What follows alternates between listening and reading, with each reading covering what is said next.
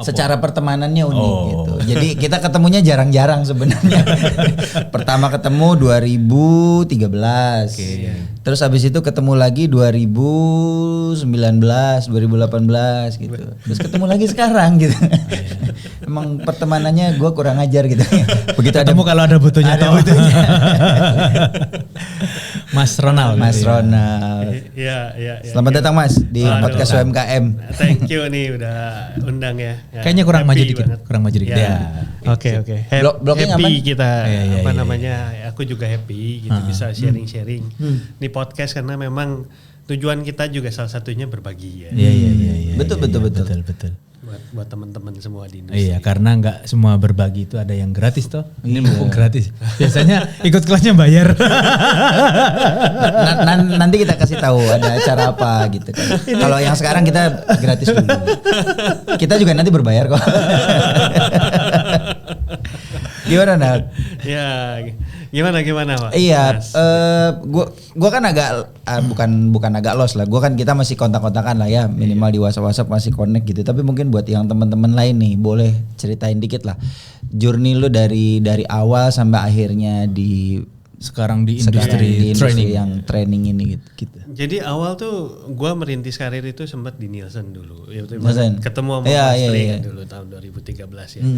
Dulu memang handlingnya dari awal di plotnya itu untuk bagiannya retail. Ngerjainnya retail kayak kamnya ke retail. Terus kemudian di situ banyak juga handling khusus untuk merchandising dan kategori manajemen. Jadi kita ngadain training, bikin training mengenai, undang juga Pak Haryanto waktu itu untuk kam workshop. Nah itu dari sana setelah tahun 2016 akhirnya saya mutusin ke Indolacto waktu itu, diundang sama Bu Lilis, diajakin waktu itu untuk join Indolacto sebagai trade marketing. Oh tadinya klien ya? Tadinya lagi training ngobrol-ngobrol. Tadinya klien, di hire. Tapi gue baru tahu tuh. Gue pikir apply aja, ternyata emang diajakin. Oke. Diajakin sama Bu Lilis untuk join. Akhirnya aku juga berpikir ya kayaknya menarik nih masuk ke industri juga, nyemplung sekaligus ya. Karena kan biasa kita ngomongin teori dan kawan-kawan, tapi menarik juga kalau kita nyemplung langsung. Pikir begitu.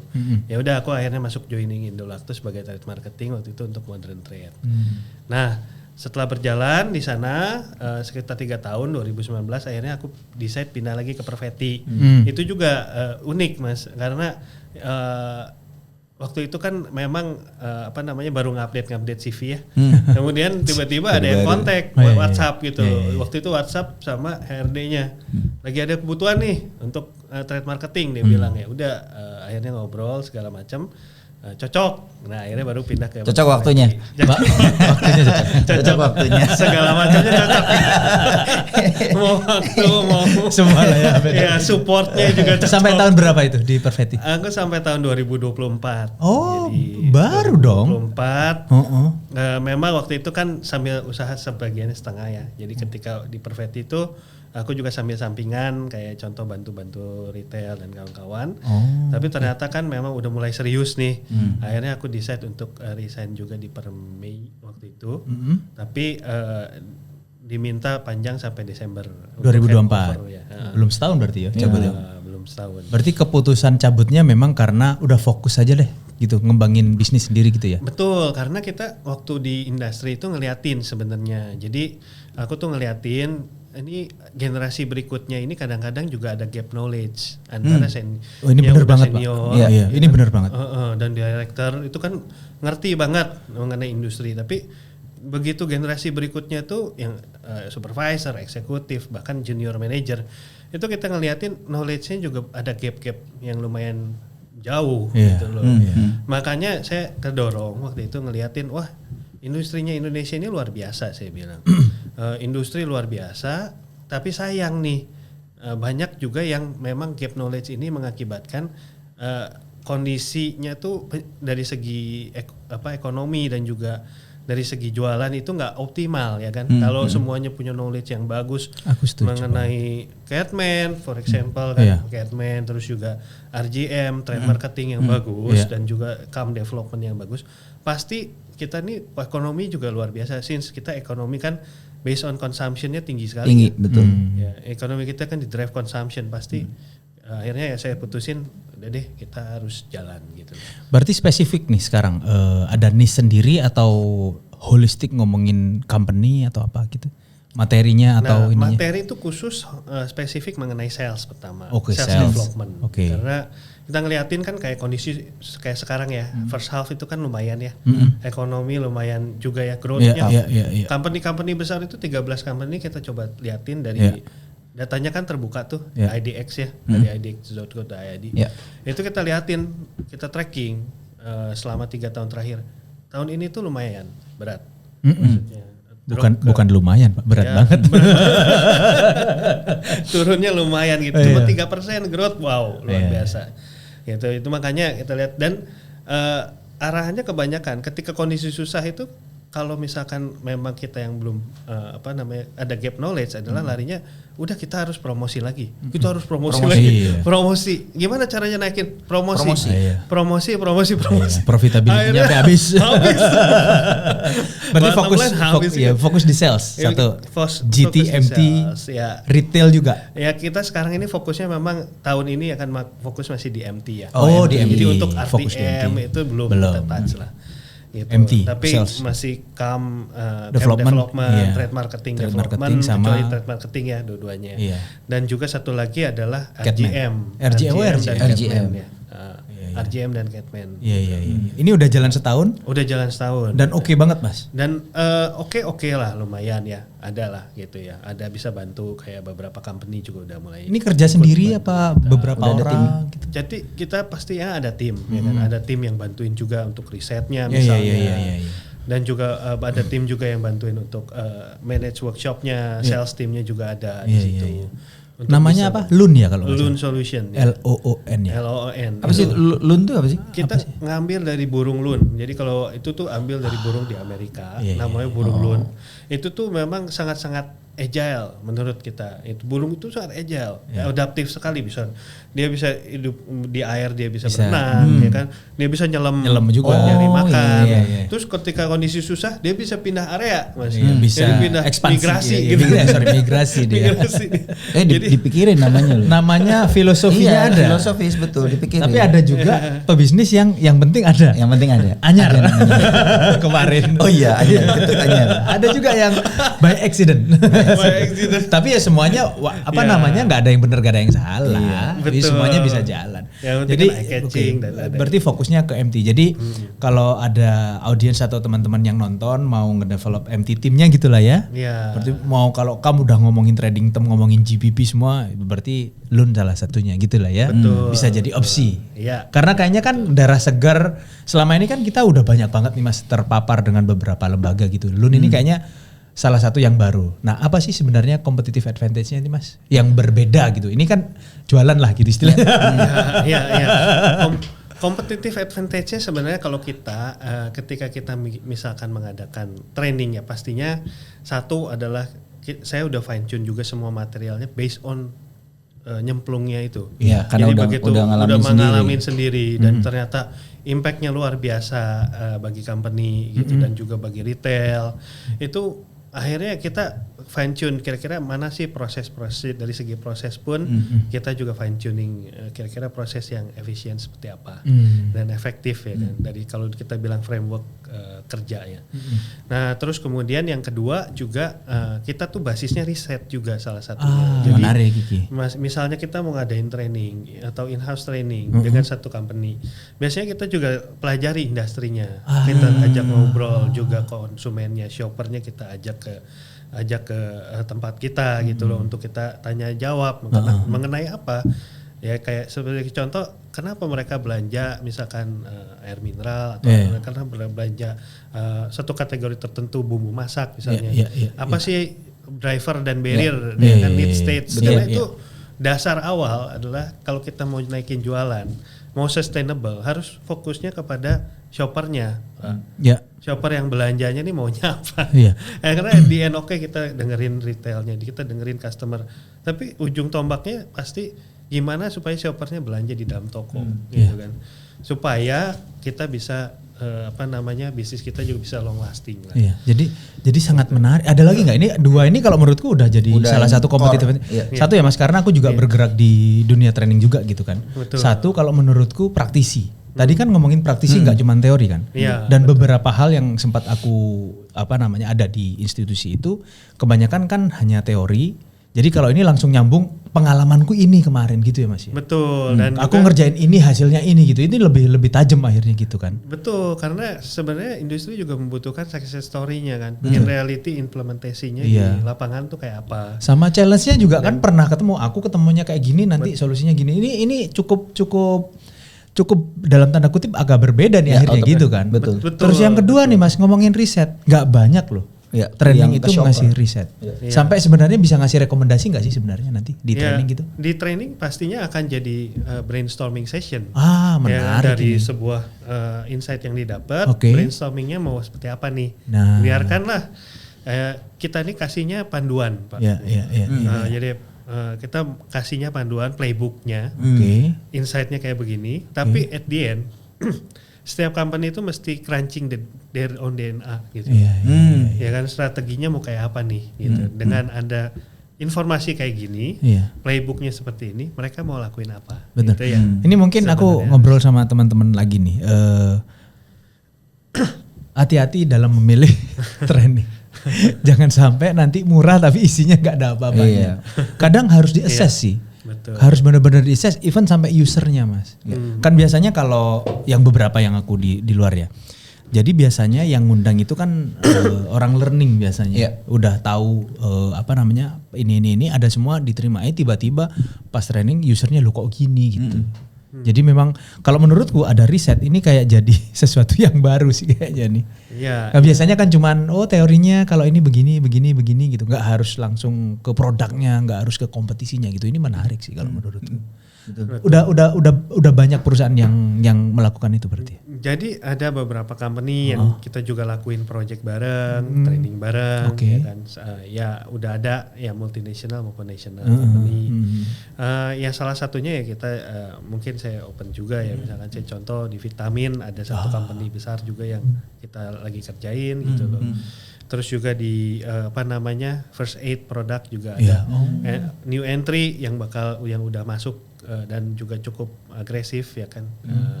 Dan sebenarnya company yang udah ternama secara multinasional, cuma biasanya di rumah sakit, sekarang entry ke modern trade, ke OTC ya. OTC, dan itu memang kita bantuin juga dalam hal developing the concept. Tapi at the end of course how they will expand this itu ya balik lagi ke mereka sendiri. Karena kan nanti kalau memang secara service ini kan jualan service toh. Betul. Jadi kalau secara service itu memuaskan bisa repeat kan. Biasanya kan kayak gitu. Not only about price biasanya. Betul. Karena kan pasti namanya training harga jadi salah satu variabel gitu kan. Tapi the content ini sebenarnya yang paling penting sih. Makanya jangan sampai salah beli tuh. Nanti murah nih apa sih tiba-tiba lah gitu. Ada aja kayak gitu. Atau memang ada gap Mas, yang aku beberapa kali ya aku bantuin teman-teman di luar, lucu-lucu gapnya. Ada yang kayak gitu tadi ya, ekspektasinya di sini pas training di sini, atau ekspektasinya di sini yang ngasih training di sini, wes udah nggak ketemu tuh. Bagus banget trainingnya, cuman audiensnya nggak tepat. Nah itu aku pernah ngisi online Zoom hari Sabtu. Jadi briefnya itu simpel. Aku pengennya jualannya naik. Audiennya siapa? Ini. Pas ngasih training aku sama temanku waktu itu berdua. Jadi aku waktu itu observe. Wah, nggak ketemu Mas. Yang disampaikan di sini. Karena nggak di-assess dulu kali ya. Yang nge-brief bukan user waktu itu dan buru-buru banget. Jadi kalau ada juga ini hanya analogi ya Mas ya. Jangan dijadiin. Jadi sebenarnya ada mazhab ada aliran lah ya. Namanya kiai kalau berkhotbah gitu kan atau pendeta, umatnya kan bisa ada yang baik, ada yang buruk gitu kan. Cuman kan kita sebagai pengajar kadang punya punya hati nurani, kalau yang kita sampaikan itu nggak benar-benar bisa ngebantu itu ada tanggung jawab moral gitu kan sebenarnya. Betul. Iya kan? Betul, kayak kerasanya itu keluar dari ruangan itu kok gimana gitu. Tapi ada juga temanku bilang, yang penting kan yang penting udah disampaikan gitu. Yang penting kan udah ini perkara nanti itu mau atau enggak itu bukan perusahaan kita. Ya nggak apa-apa juga. Cuman kan kalau saya pribadi ya saat keluar ruangan tapi kan rasa itu pasti ada kan Mas. Ada. Ini kayaknya kok nggak enak gitu itu wah itu nggak enak banget itu. Beberapa hari gitu lagi duh kok nggak enak ya gitu kan. pernah ngerasain kayak gitu juga? Pernah ngerasain. Jadi memang audiens itu kunci juga ya. Kalau ngasih training pasti yang harus dilihat adalah ke audiensnya siapa nih. Jangan sampai nanti ya sesimpel mungkin bahasa Inggris dan bahasa Indonesia. Ya kan. Kadang-kadang nih audiensnya nggak bisa bahasa Inggris, ya kan, atau kita pakai benar. Terus kemudian kita kasih bahasa Inggris misalkan ya mungkin di beberapa yang mungkin new entry atau yang baru masuk company ya kan. Kadang-kadang mungkin istilah-istilah itu ya bagus ya kan. Istilahnya juga masih buram ya kan. Masih buram ini apa? Aku pernah Mas ngasih training kayak gitu tuh masalah bahasa. Mandarin. Jadi aku di sebelahku ada translator Mas, nggak enak banget, sama sekali. Kan harusnya kita ngobrol itu wah enak ya. Jadi kata per kata. Jadi ini adalah gini-gini ditranslate. Wah aku nggak enak banget itu. Tapi waktunya enak dong. Waktunya lumayan. Cuman waktu itu aku tapi enggak. Waktu itu fairnessnya aku bilang diskon deh gitu. Karena aku ngerasa aku nggak perform. Iya. Gitu karena ya nggak enak juga.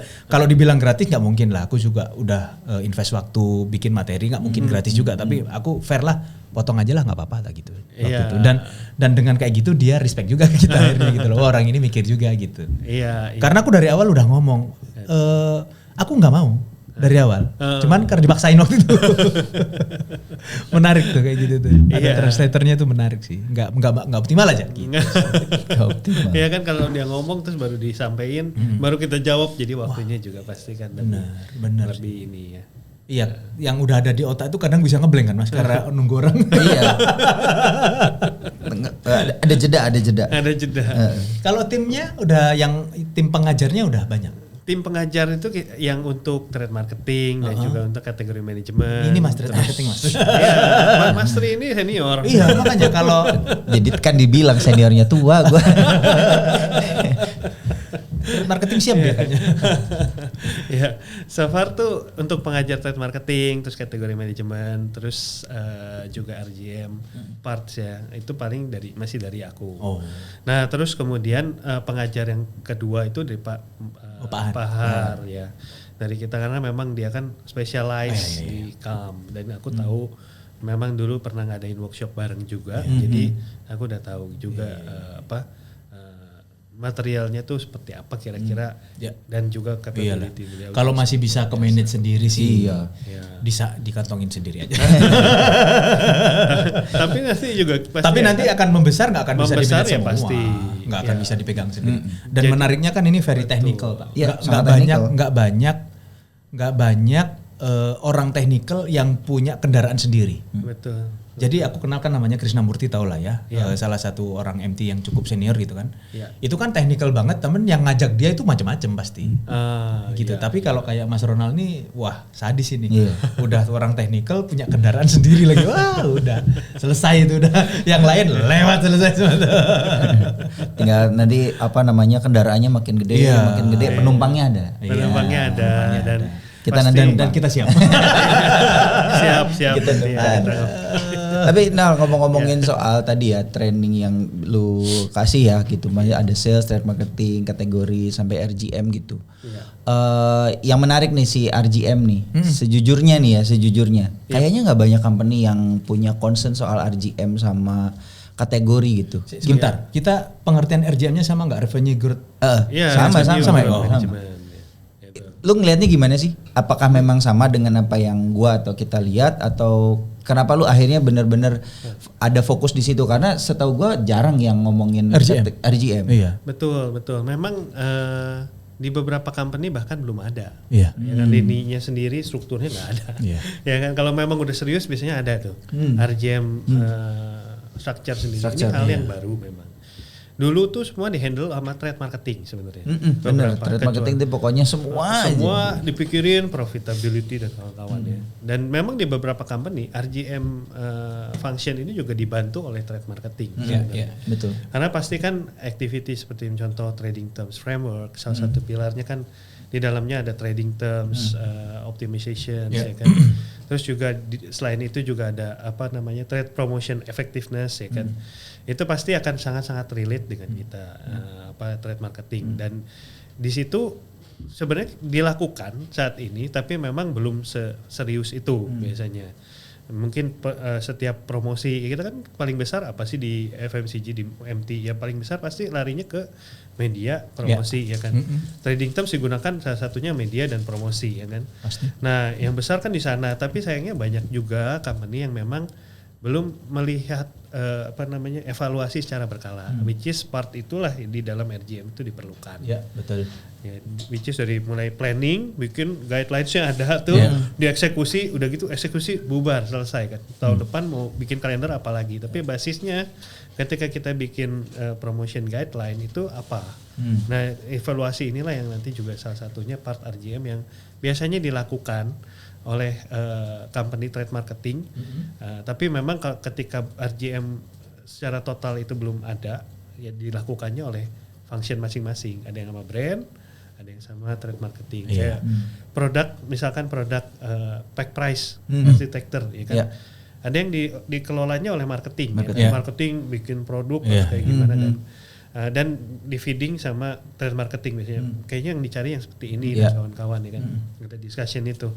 Nah, ketika ada RGM pastinya yang ya udah terspesifik RGM itu kerja. Dia ngitungin semua lah, end to end lah. Betul. Karena lebih makro kan biasanya kalau ngomongin RGM kan. Betul, tapi sebenarnya company juga udah jalanin RGM itu meskipun secara function ya kan? Belum ada ya. Belum ada functionnya, tapi sebenarnya udah dilakuin. Harusnya dilakukan juga supaya ini lebih terstruktur aja gitu ya. Betul, supaya lebih optimal aja impact-nya terhadap selain gross sales, net sales dan juga gross margin sampai contribution margin kalau bisa ya kan.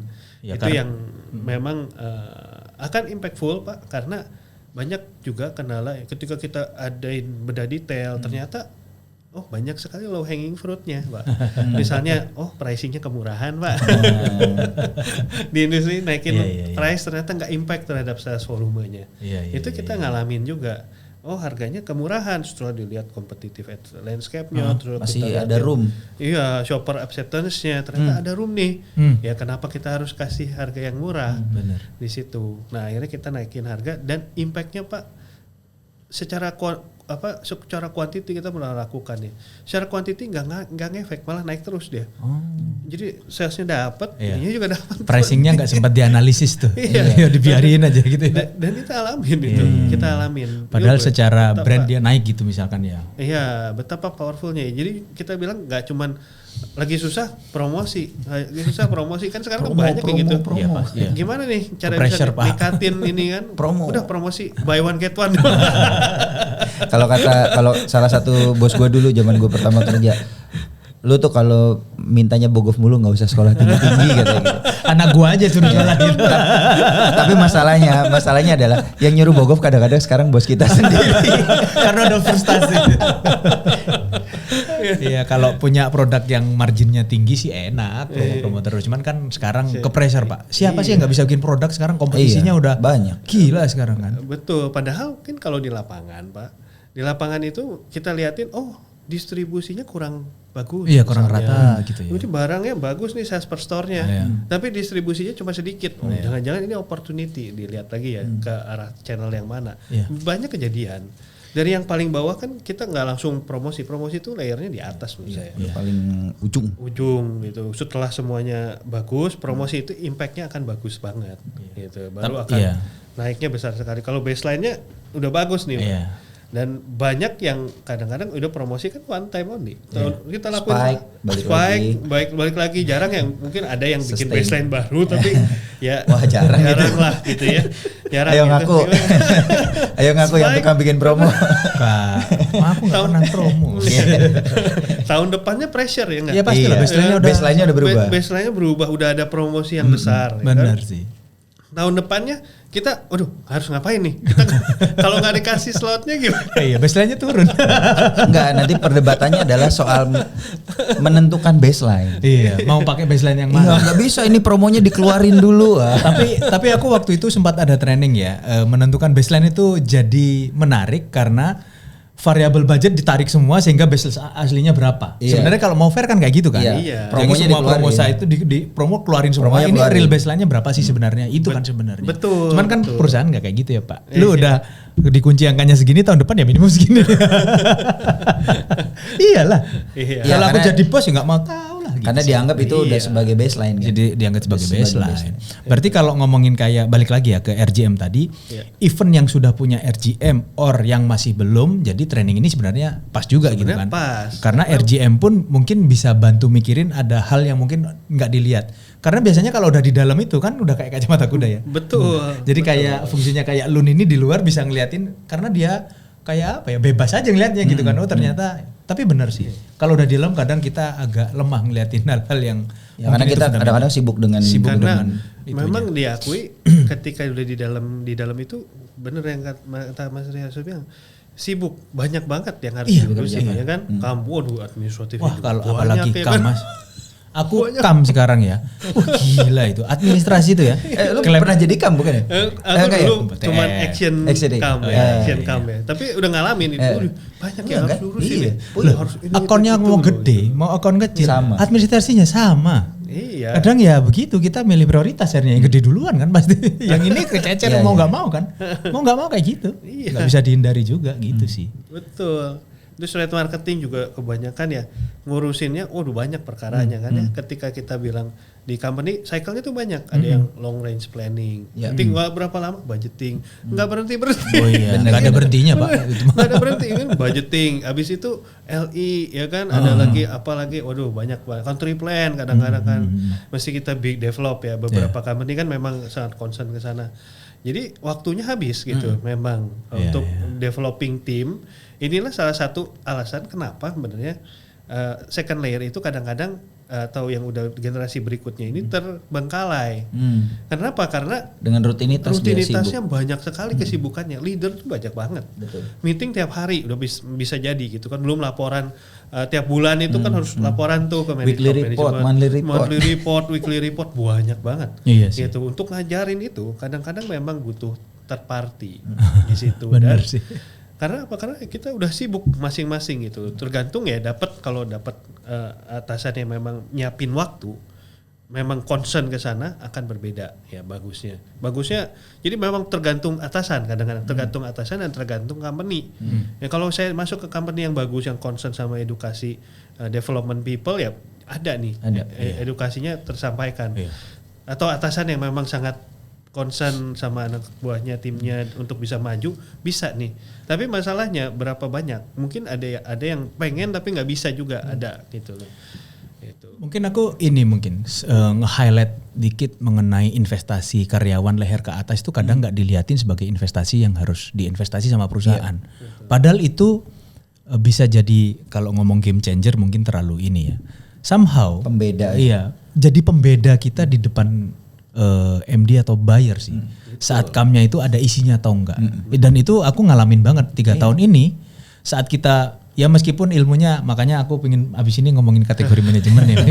Meskipun ilmunya masih belum se-advance itu, tapi saat kita udah ngelihatnya total kategori, udah ngelihatnya market kayak apa dan macam-macam, mereka itu lebih bukan respect ya, lebih kayak orang ini ternyata nggak cuman mikirin brandnya atau sales, ternyata dia mikirin aku juga ya, secara dalam tanda kutip ya, karena mau nggak mau kan ya itu yang harus dilakukan sebagai pembeda gitu. Tiap hari ketemu kam, kalau 8 jam tiba-tiba 5 jamnya ketemu kam, itu udah sehari 5 loh. Nggak bakal siapa yang jadi top of mind ya kan gitu akhirnya. Kalau investasi leher ke atas si kamnya itu nggak benar-benar di-build sama perusahaannya gitu kan Mas. Betul. Itu makanya nih perusahaan-perusahaan dipinterin salesman-nya. Pakai lun. Jangan lah, banyak yang di luar. Aku ini masih ini loh. Tapi harus waspada sama lun sih kalau menurutku, karena 2 hal tadi sih. Satu, ini praktisi yang benar-benar ngomonginnya spesifik. based on experience, yang kedua ngomongin riset nih. Dan itu nggak banyak Mas kalau menurutku sih. Bahaya nih, bahaya. serius bahaya. Bahaya gitu. buat market. Bahaya gitu. Iya. Nah, ngomongin tadi ya, ada RGM, kemudian ada kategori. Gua ada satu pertanyaan sih begini untuk kategori ya. Sebenarnya kategori itu kepentingannya ada di brand, di marketing gitu, atau di trade marketing gitu. Karena kan di beberapa industri trade marketingnya kepecah juga. Ada yang kategori marketing, ada yang channel marketing gitu kan ya. Tapi ada juga yang trade marketingnya lebih ke channel, kategorinya dipegangin sama marketing gitu. Walaupun memang kadang-kadang tergantung industri lah. Kayak misalnya gue pernah beda-beda gitu ya. Tapi sebenarnya kalau mau begitu misalnya gini, gue pernah di company. Roti. Enggak. Gue pernah di company. Ya kalau Sari Roti gini ya, gue sebut aja nggak apa-apa. Kalau Sari Roti memang from the very beginning enggak ke kategori. Channel. Ke channel. Kenapa? Karena sorry ya, bodoh-bodohan roti itu ya sama aja semua gitu. Secara kategori itu dia nggak ada yang terlalu jelimet gitu spesifik. Jadi dia cuma beda format aja. Roti tawar, roti manis, bla bla bla. Kecuali kalau nanti bisnisnya udah berkembang ya, mungkin dia masuk ke industri-industri turunannya si bakery mungkin akan beda gitu kategorinya. Tapi yang suka jadi perdebatan tuh itu tuh. Maksudnya begitu ada kategori marketing, ada kategori under trade marketing, sebenarnya pengelolaan kategori itu ada di bawah tanggung jawab siapa sih gitu. Karena ini nanti tarik-tarikan lagi nih. Ini udah ada kategori, ada channel gitu. Terus nanti marketing juga, oh ini kategori gua mau bikin produk baru. Ininya gimana, risetnya gimana ngelihatnya kalau dari lu nih? Kalau aku bilang memang kan yang seperti Mas Tri bilang ya, ada kategori under marketing biasanya untuk bantu developing the products juga dan kawan-kawan. Kalau aku bilang kategori itu juga pasti harus ya pastinya relate sama sales gitu. Apapun functionnya under marketing ataupun trade marketing, tapi dia harus relate sama sales. Karena apa? Karena at the end dia harus ensure sebenarnya apakah planning yang ada dia bikin, blockingnya decision tree-nya seperti ini, harusnya pemajangannya seperti ini, harusnya assortment-nya seperti apa, kedalamannya seperti apa. Kita harus entering yang mana dan kawan-kawan. Kalau nggak nyambung sampai bawah, itu ide ya. Ide doang gitu loh. Ide doang. Jadi memang perlu banyak ya connectivity-nya ke sales. Ujungnya kan kita lihat business impact-nya gimana di lapangan gitu loh. At the end itu kan yang kita ini banyak. Nah, bikin perfect store, perfect store. Toko yang perfect seperti ini, pictures of success-nya kayak begini. Itu harus terimplementasi kan at the end of the day ya. Nah itu makanya ada beberapa yang masukinnya ke sales juga, sales team, trade marketing supaya mereka bisa mempercepat implementasinya dan komunikasi antara satu sama lain. Di situ pengalaman aku ketika embed, aku kan pernah waktu itu trade marketing sendiri juga under sales juga ya kan. Ketika trade marketing dan tim sales itu nyatu, itu powerful sekali Pak. Dalam artian kita punya kategori perfect store seperti ini, connect sama sales, bersatu sama sales, sepakat, punya kesepakatan di situ, itu luar biasa gitu. Kayak kategori manajemen, gak banyak yang sepakat loh untuk sorry. Ya, gak banyak yang sepakat bahwa Catman itu penting di tim sales itu. Apa sih ini kadang-kadang kan apa sih kotak-kotak gini ya kan dipindah-pindahin ya kan, apa sih posisi ini gitu kan, yang penting masuk aja kan, omset masuk dan apa. Salesman banget. Tapi aku penasaran satu Mas. Kalau ini mungkin aku bisa salah juga ya. Ini kan selama ini aku diskusi dengan beberapa account lah ya. Aku pegang lokal. Sebenarnya saat kita ngomong kategori manajemen, untuk account yang memang udah berpikir ke situ mungkin diskusinya gampang. Tapi untuk yang enggak ya udahlah, kita nggak usah pusing-pusing ngomong kategori manajemen kalau dianya nggak believe. Gitu kan ya. Sehingga kita cari account-account yang memang udah concern ke kategori manajemen gitu kan, sehingga ngobrolnya enak. Cuman kan tetap duit Mas. Nah, at the end educate-nya itu, nah ini menarik. Nah ini ketika kita mau implementasi ya kan, kita tuh banyak yang perusahaan lokal itu mungkin ya apalagi yang lokal retail ya, yang konvensional, nggak percaya nih ada begini ya. Nah bagian kita itu harusnya edukasi, karena kita advisornya, ya kan. Bagian kita tuh edukasi. Contoh, banyak orang mungkin kita lakuin project tokonya kecil. Apa benefitnya bagi kita? Bagi saya itu benefit sekali. Anda bayangkan, Anda punya lab sendiri di satu toko, ya kan? Tokonya mungkin nggak banyak, ya di satu area. Jalan di situ, jangan-jangan dari yang kecil ini sukses besar, kategorinya naik sekali, ya kan? Banyak banget karena di lokal-lokal itu kan, menurut saya mereka jago banget narik orang ke toko ya, jago banget, penuh banyak gitu ya. Tapi optimalisasi basket belum tentu. Optimalisasi basketnya belum tentu. Ya, cuma ngandelin traffic aja. Ngandelin traffic, akhirnya kan ngandelin diskon di cooking oil. Iya benar. Tapi itu kan paling gampang.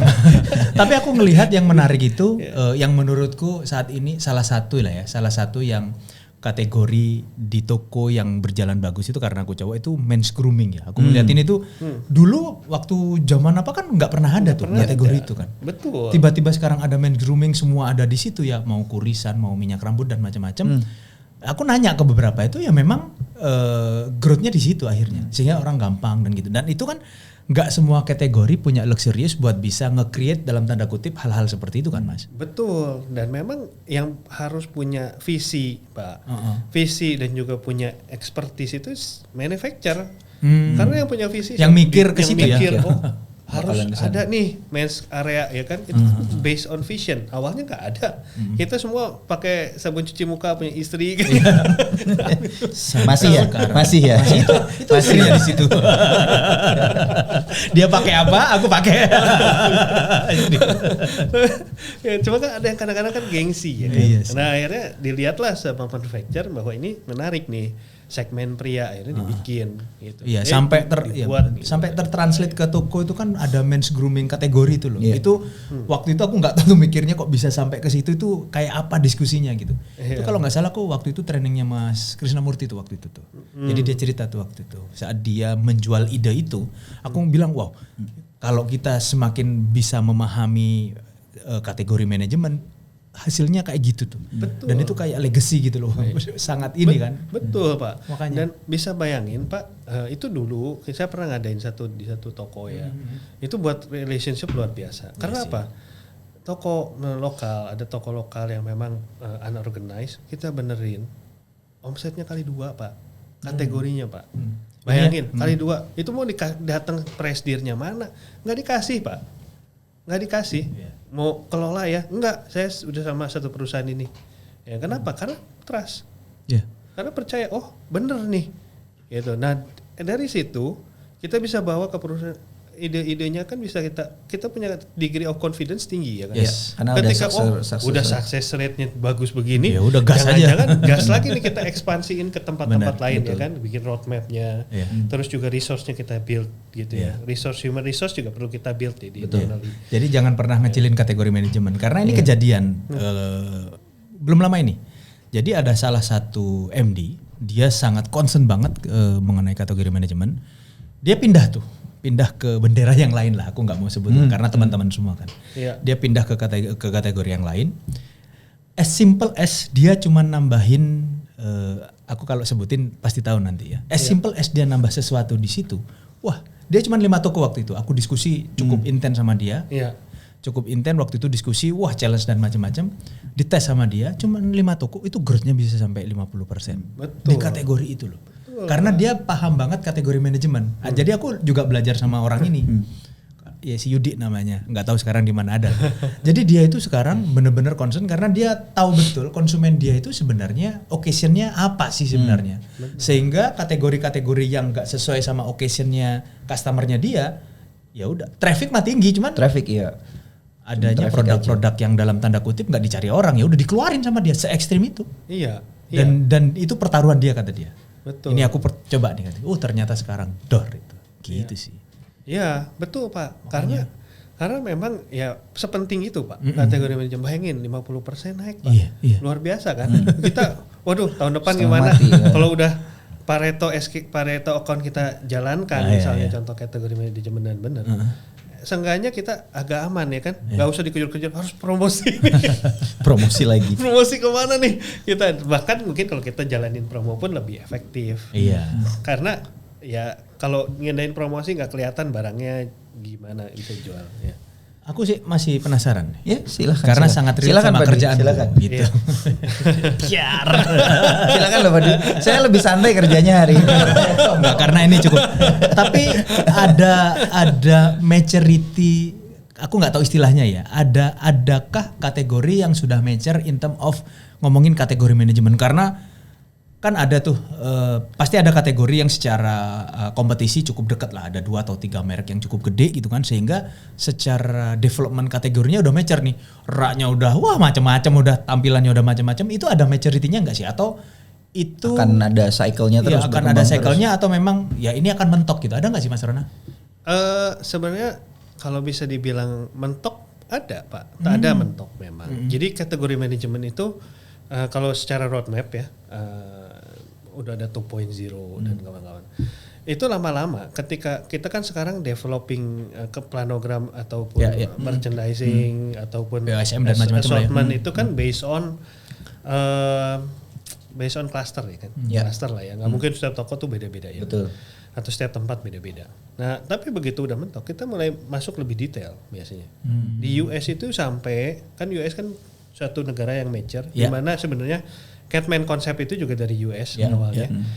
Sesudah dia maturity-nya sudah tinggi sekali, akhirnya mereka benar-benar detail, masuk ke detail, terus setiap toko tuh bisa beda-beda. Karena memang bisa sampai level tokonya tuh bisa beda-beda. Wah, kenapa? Karena di sana tuh ada 3 ras utama ya. Ini bukan rasis atau tapi memang kenyataan.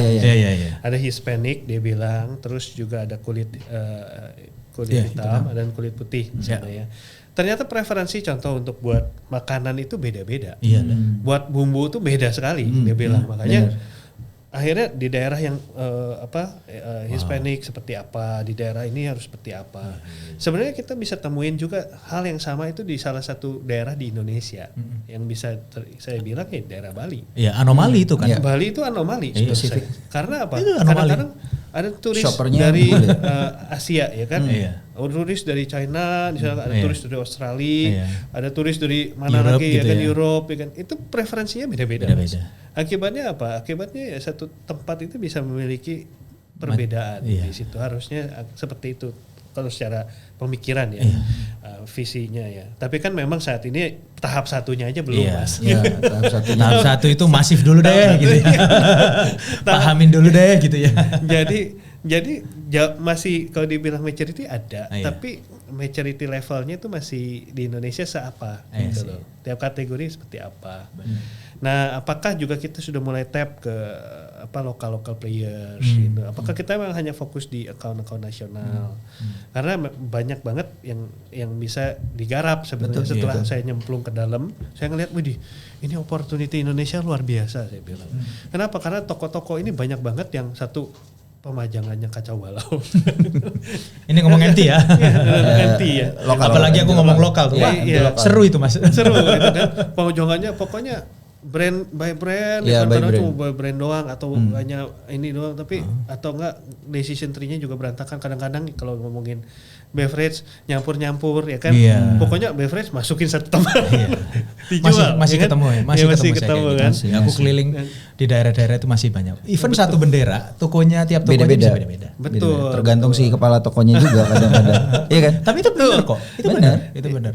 Kadang udah kita maksudnya udah ada agreement dan macam-macam, tiba-tiba kalau barang kosong yang ada di situ udah dimasukin aja udah bubar. Karena prinsipnya kan space is money kan buat mereka gitu. Betul. Dan bahkan sekelas national account Alfamart Indomaret sangat mencari loh partner-partner seperti itu.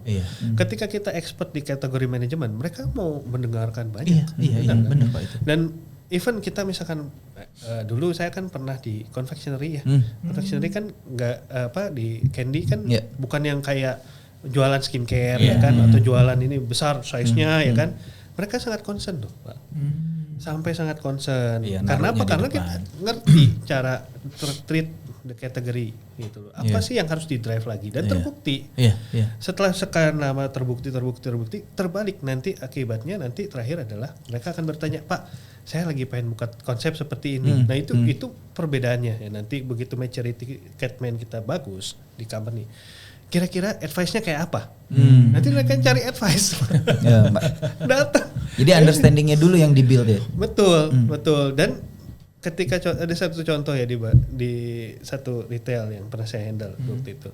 Satu, pajangannya udah pokoknya assortment urusan gua deh, nggak usah diotak-atik ya. Tapi setelah berhasil pajangan, udah gitu dia datang lagi, tolong bantuin assortment gua tuh gimana? Kebanyakan.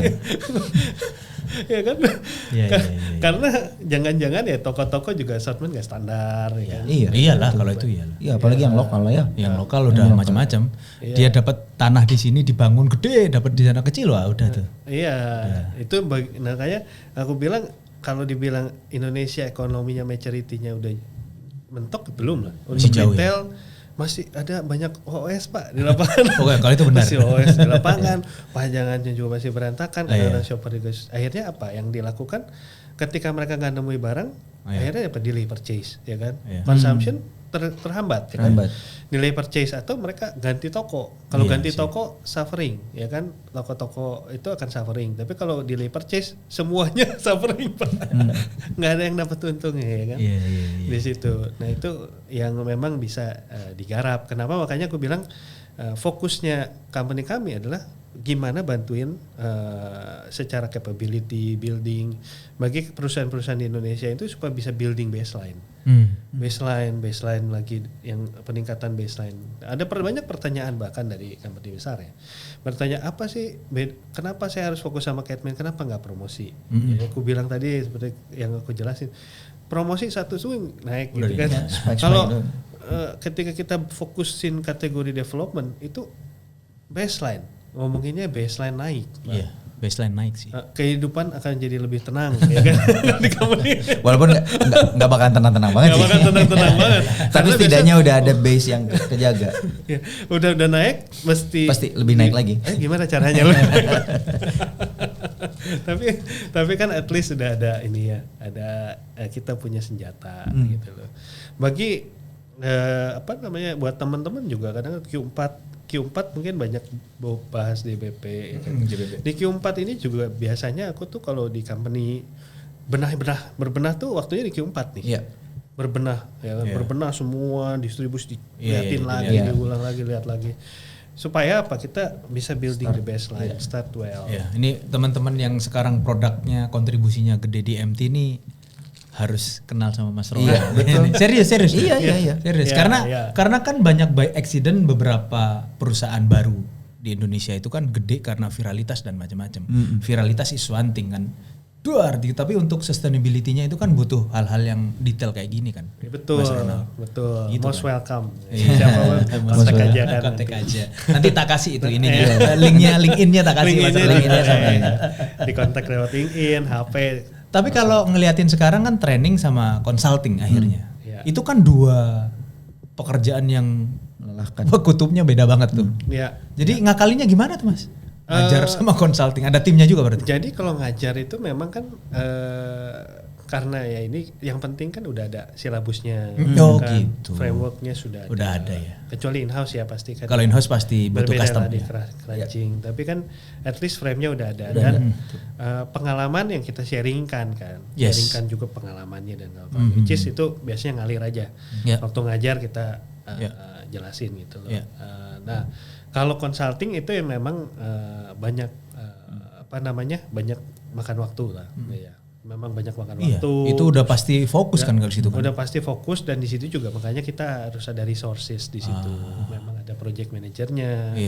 Di sana untuk tanganin gitu loh. Dan open ya buat consulting juga ya, silum ini ya. Open. Karena kan banyak juga yang misalkan company-company yang butuh cepat mau gerak tapi capability-nya mesti dibusnya cepat banget nih.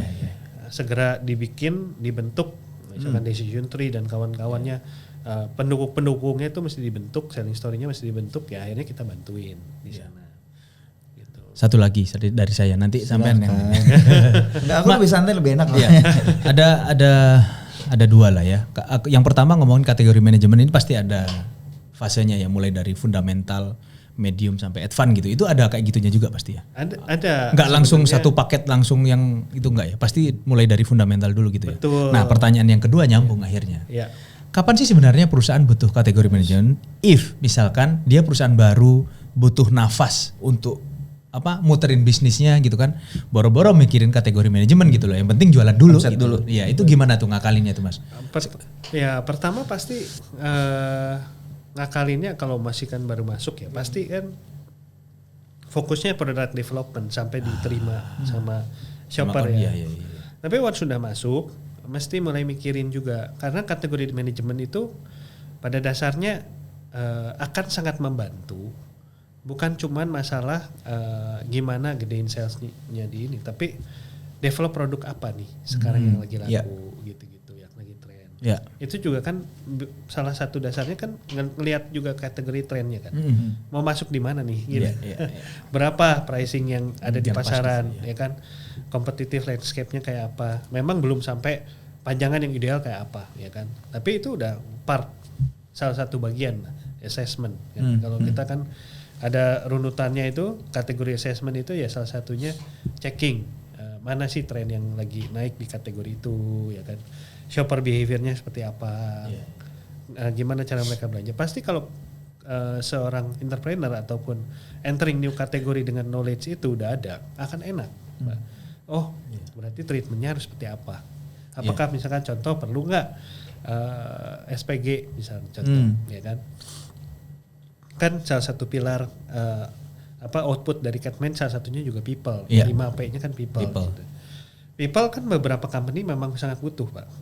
Kayak contoh beauty, ya kan? Kita ngomong beauty, kita ngomongin nutrition. Butuh orang, Pak. Kadang-kadang buat jelasin atau buat convert orang gitu kan. Yang ini bedanya ada kandungannya A, B, C, D, E, F, G. Mau tanya kan. Ada konsumen yang mau tanya, apalagi mau entry gitu. Nah itu makanya dengan tahu Catman, konsepnya di kepala, mindsetnya, at least mindsetnya, orang akan bantu juga bekerja dengan lebih efektif. Benar sih. Gitu. Karena Catman kan dibilang konsep mindset itu Pak sebutannya. Catman itu lebih ke mindset. Mindset. Gimana caranya besarin kategori nih secara keseluruhan dan kalau kita mau enter yang mana dan bagaimana kita driving kategori itu, jualan itu, shoppernya seharusnya diberikan seperti apa ya kan, itu kan mindset sebenarnya. Ketika punya mindset itu mau jadi trade marketing, mau jadi itu akan bantu. Iya sih. Ya kan ketika jadi trade marketing, berarti levernya apa yang mau kita drive, strategi jangka panjangnya kayak apa, strateginya di retail karena seperti apa, atau jadi brand, bagaimana komunikasinya, karena jangan-jangan yang kita selalu communicate itu consumer communication, ya kan. Brand communication, tapi shopper communicationnya mungkin enggak lupa dilakukan gitu. Conversion. Shopper communicationnya lupa gitu. Nah itu part shopper communication pun masuk ke kategori manajemen sebenarnya. Ketika tahu ini sebagai mindset akan bantu teman-teman baik mau di retail mau di FMCG buat tahu clicking mana yang mau dilakuin gitu. Untuk driving revenue ya. Berarti kan driving demand. Kalau cost beda lagi, itu RGM part. Kalau costnya untuk gimana efisien dan kawan-kawan itu RGM juga. Campaign kategori manajemen ini kan cukup cukup amplify di modern trade kan. Kalau di GT itu sebenarnya aku dulu di GT baru mau nanya tuh, gimana tuh implementasinya di GT? Tapi kan Mas Ronald memang fokusnya di MT. Tapi aku ngelihat GT itu, sorry ya Mas ya. Tapi aku ngelihat GT sekarang itu gara-gara aku lihat warung Madura ya, kayaknya ditata sangat kategori manajemen. Cuman ya mereka nggak ada yang ngajarin loh. Cuman kalau masuk ke warung Madura itu. Tapi gue pernah nanya loh, kenapa mereka majang itu? Sesimpel satu biar gampang nyarinya. Satu gampang nyari, kedua gampang ngitung. Iya kan? Sama naro produk yang emang gampang dicek kan. Mereka naro rokok sama beras. Itu core bisnisnya mereka kan. Kontribusinya yang paling gede itu. Jadi itu yang mereka taruh di depan. Terus aku tanya, kenapa rokokmu ditaruh kayak gini gitu? Kok tidur biar gampang ngitungnya aja. Kalau berdiri susah. Padahal konsepnya kita prinsipal, kalau bisa visible. Mereka nggak mau. Nah tapi aku tadi mau nanya tuh. Itu kan implementasi kategori manajemen dalam daily activity-nya retail dalam konteks warung Madura, tradi gitu kan ya. Tapi buat orang sales GT sendiri seberapa penting sih gitu si kategori manajemen? Kalau gue nih di pengalaman gue kerja sebenarnya pada akhirnya mereka juga harus punya mindset kategori manajemen gitu. Betul. Tapi gimana implementasinya gitu? Karena kan kalau di modern trade itu ada wujud yang bisa dilihat gitu. Kalau di GT mereka tuh selalu mereka selalu bergantung pada ada satu kata yang paling gue benci dalam sales. Tahu nggak? Relationship. Itu kalau benci sih Mas? Enggak, karena itu tuh sesuatu yang intangible gitu. Kalau lu bikin proposal sales ya untuk membangun relationship gitu. Pertanyaannya relationship macam apa yang dibangun dari promo tadi. Nah tapi balik lagi ke pertanyaan gue tadi Nalt. Tadi Dwi udah nanya karena modern trade gitu. Gue coba dari general trade. Sebenarnya kan tadi ngomongnya mindset gitu. Tapi begitu diimplementasi, buat orang-orang GT ini kan nggak ada wujudnya gitu. Nggak ada tampilannya, nggak ada yang kelihatan. Apa sih kira-kira yang bisa diambil dari mindset kategori manajemen itu? Nah, mindset Catman itu salah satunya juga bisa dipikirin adalah kalau kita ngomongin kan GT pun banyak ya tipenya ya. Kayak contoh GT ada wholesale ya kan, wholesale retail, nah beda tuh, itu aja udah beda. Terus kemudian retailnya pun ada yang mungkin ada di sekolahan atau dekat mana, tergantung segmentasi masing-masing ini ya. Melakukan segmentasi dan juga di setiap segmen itu kalau menurut aku kayak contoh di grosir misalnya itu Catman sebenarnya berlaku juga Pak ya kan, dimana harus ada misalkan POSM ya kan, kita kan bahasanya cuma lebih simpel ya kan? Tempatin POSM tempatnya di sini, satu toko harus berapa banyak ya kan. POSM pun salah satu part of kategori manajemen, kategori manajemen ya kan. Terus kemudian pakai toolsnya supaya assortmentnya banyak masuk ya kan, karena kan kendalanya adalah bilang kan tempatnya terbatas ya kan, kan Mas Ri bilang rokok aja di tidur. Nah terus kemudian pertanyaan berikutnya adalah ketika misalkan tempat terbatas, gimana caranya kita naikin distribusi dan SKU carried ya kan, MSL ya kan, itu juga part harus ada Catman mindset di balik itu ya kan. Nah itu juga kalau diimplementasi buat tim-tim GT juga sebenarnya masih possible, cuman bedanya GT itu memang diambilin ya kan, bedanya non self service, tapi sebenarnya konsepnya akan mirip-mirip gitu. Ya yang salah satu sering jadi isu kalau di pekerjaan gitu ya, di beberapa company lah sampai gua kerja sekarang gitu, tim GT itu tadi terlalu terfokus ke customer, ke owner, nggak ke consumer, nggak ke shopper, nggak ke consumer gitu. Jadi kadang-kadang kalau kita tanya gitu, ini siapa sih yang beli di sini gitu, langsung ngeblank tuh. Ya iyalah, namanya salesman. Nah, masalahnya sama adalah orang tokonya. Sell in apa sell out ayo. Kan suka gitu pertanyaannya, sell in dulu, sell out dulu gitu. Iya. Nah kalau salesman yang ngasih insentif apa? Sell in apa sell out? Ayo. Kalau sell outnya nggak jadi berantem di sini. Kalau di MT ada market share. Betul. Pasti kita pikirin sampai ke kategori manajemen dan macam-macam. Tapi kalau di GT, ayo.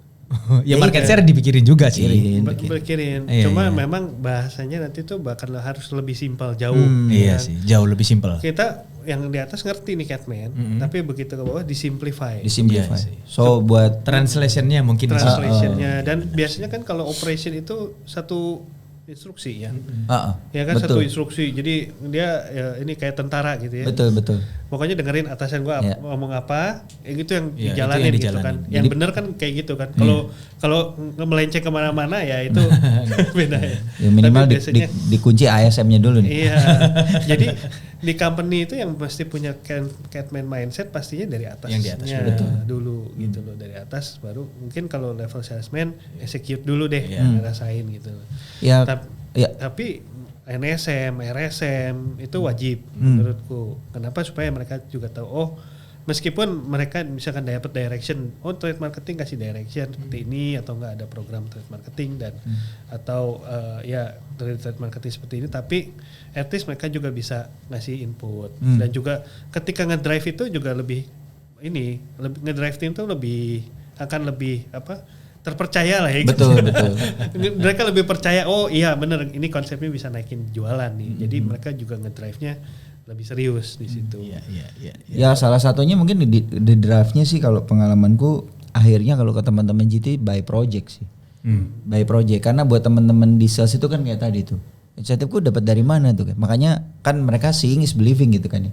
Apa yang mereka lihat, apa yang mereka rasain baru mereka percaya gitu. Jadi kadang-kadang memang nge-breaknya akhirnya yaudah kita bikin project ini deh gitu kan ya di satu kota gitu. Betul. Jadi kalau nanti udah works, ternyata tadi kayak tadi Ronald bilang ya jualannya naik, terus insentif juga mereka dapat gitu. Mereka baru tuh ngerasain percaya gitu. Oh, coba kita copy gitu. Tapi memang challenging sih buat teman-teman GT nih. Tapi yang tadi disampaikan ya, jadi memang penerapan kategori manajemen itu nggak cuma melulu di modern trade ya, tapi hampir di semua channel penting untuk menerapkan kategori manajemen itu gitu. Betul. Bahkan ya kayak contoh masukin freezer es krim misalnya, itu pun salah satunya yang untuk mendrive visibility. Betul. Tetap ada di sana pemahamannya, cuman memang implementasinya aja yang akan berbeda gitu. Iya, kalau es krimnya diawur gitu susah nyari. Iya kan Mas? Ya tetap toh MD-nya es krim kok harus nata harus ditata gitu kan. Mana yang bisa dari yang packaging besar ke kecil, murah ke mahal kan gitu toh biasanya konsepnya kayak gitu. Planunya kan gitu kan biasanya. Ya kalau diawur susah yang beli nanti. Nah, tapi ngomong-ngomong kan tadi udah ada coaching segala macam. Ini kan dalam waktu dekat Lun mau ngadain training nih ya, training apa namanya? Negotiation training. Oke. Kira-kira boleh diceritain nggak? Ini apa sih isinya? Kenapa berangkat dengan training negotiation gitu buat teman-teman yang mungkin masih bisa join, masih open kan ya? Masih open. Tanggal berapa itu? Tanggal 1 sampai 2 Desember ya. Tuh, tanggal 1 sampai 2 Desember. Wah, masih inilah. Nanti linknya kita taruh di ini. Ya, kita taruh. Gimana tuh? Thank you banget ya, Mas. Jadi idenya tuh sekarang kan memang buat perusahaan-perusahaan itu negosiasi itu juga kunci, karena kan at the end of the day negotiation makes better ya kan. Selalu akan membuat hasil lebih baik. Ya, dan bisa jadi malah memberikan win-win solution. Nah, Pak Har ini dia bilang negosiasi itu nggak selamanya harus win lose win ya. Tapi gimana kita tahu standpointnya kita, gimana bikin company kita mungkin yang kecil itu menjadi terlihat powerful ketika di meja negosiasi. Dan toolsnya nggak cuma melulu ngeluarin uang dan kawan-kawan, tapi memang dibutuhkan skill di situ bagi tim tim distributor juga termasuk kan, dengan beberapa distributor perlu nego ya, banyak hal. Dan nggak terbatas sebenarnya, negosiasi itu nggak terbatas juga mengenai keluar, Pak. Skill negosiasi itu penting juga ke dalam. Benar juga. Ke dalam kan kita perlu nego. Ya. Dalam kehidupan kita pasti negosiasi. Ya, kan? Anak kita aja nego kadang. Lu juga nego sama nyonya. Ya kan?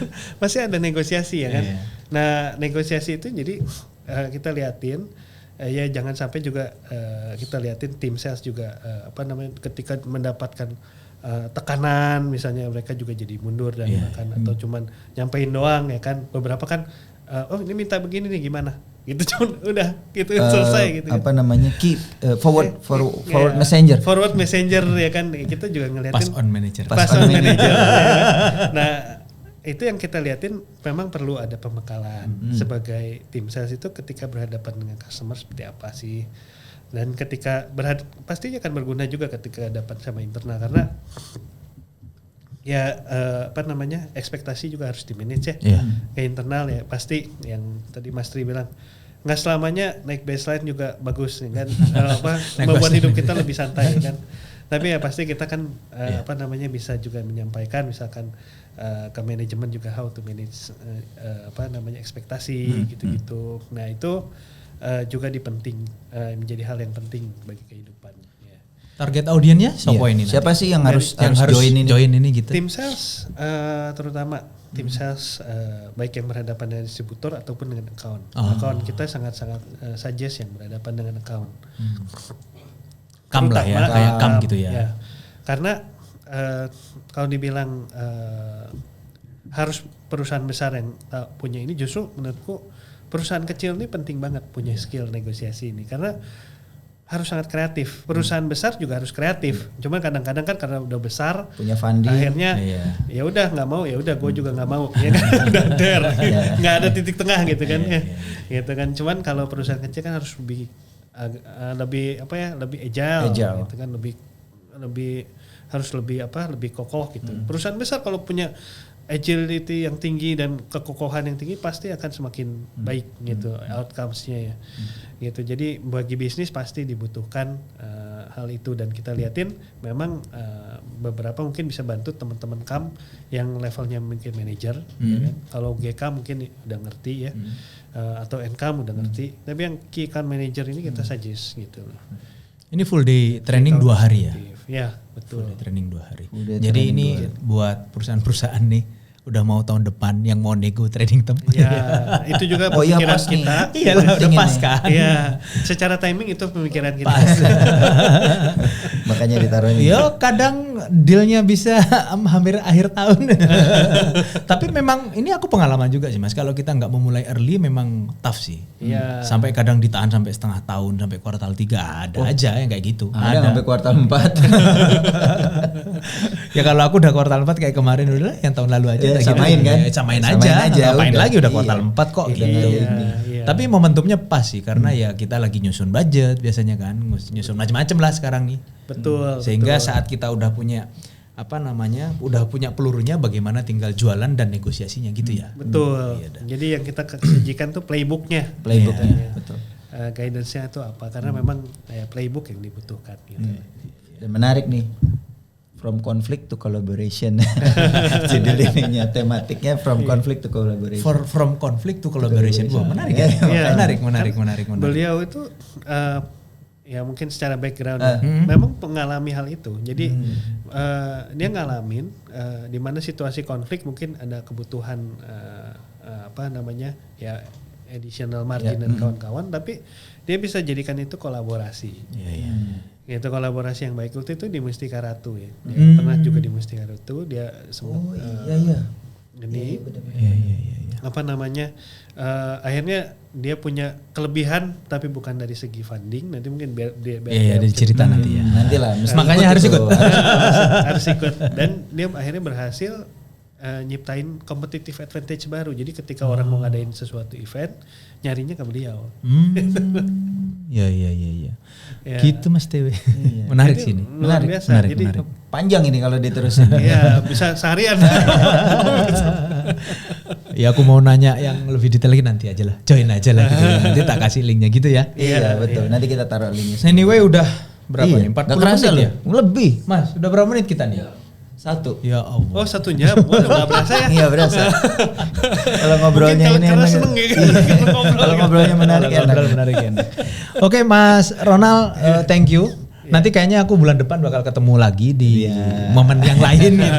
Siap. Mas Ronald, thank you udah datang. Thank you ya, udah datang. Sukses buat thank you. tanggal 1, tanggal 2 sama sukses buat Loon Solution-nya. Amin. Thank you. Makasih.